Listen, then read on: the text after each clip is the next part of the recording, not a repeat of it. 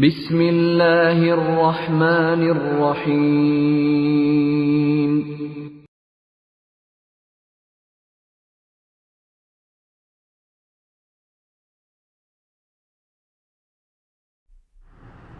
عبداللہ ابن یوسف نے ہم سے بیان کیا، وہ کہتے ہیں کہ ہمیں مالک بن انس نے ابن شہاب سے خبر دی، وہ سالم بن عبداللہ سے نقل کرتے ہیں، وہ اپنے باپ عبداللہ بن عمر رضی اللہ عنہما سے کہ ایک دفعہ رسول کریم صلی اللہ علیہ وسلم ایک انصاری شخص کے پاس سے گزرے، اس حال میں کہ وہ اپنے بھائی سے کہہ رہے تھے کہ تم اتنی شرم کیوں کرتے ہو؟